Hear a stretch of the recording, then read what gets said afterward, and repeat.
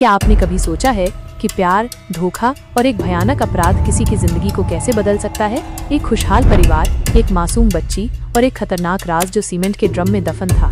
ये कहानी है मुस्कान, साहिल और सौरभ की, जो आपको सोचने पर मजबूर कर देगी।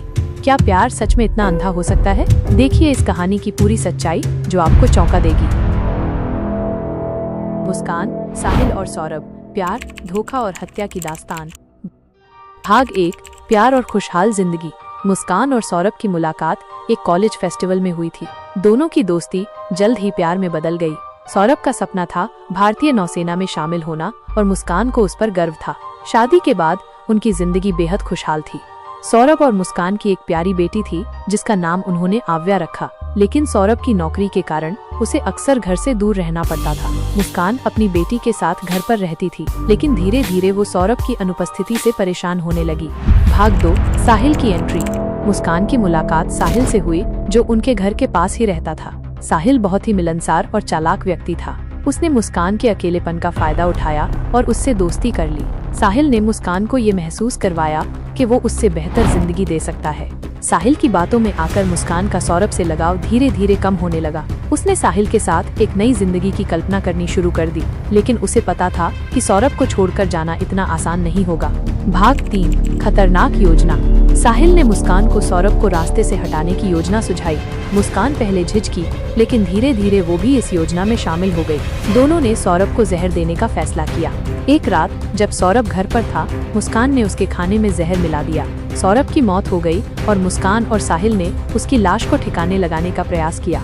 उन्होंने सौरभ के शव को एक बड़े ड्रम में डालकर उस पर सीमेंट भर दिया। भाग 4, पड़ोसियों का शक और पुलिस की जांच।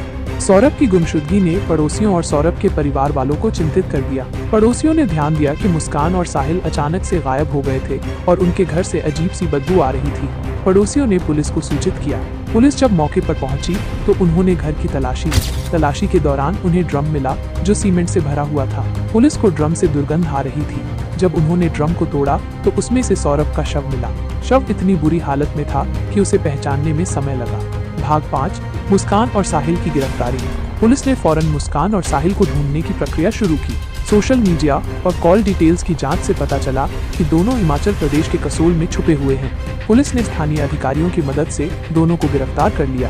पूछताछ के दौरान दोनों ने पहले तो झूठ बोला, लेकिन सख्ती से पूछने पर उन्होंने अपना गुनाह कबूल कर लिया। भाग 6, न्याय और सजा। मुस्कान और साहिल को हत्या के आरोप में जेल भेज दिया गया। अदालत ने दोनों को आजीवन कारावास की सजा सुनाई। मुस्कान और साहिल का सपना एक नई जिंदगी शुरू करने का था, लेकिन अब वे अपनी गलतियों की सजा भुगत रहे हैं। भाग 7, मासूम आव्या।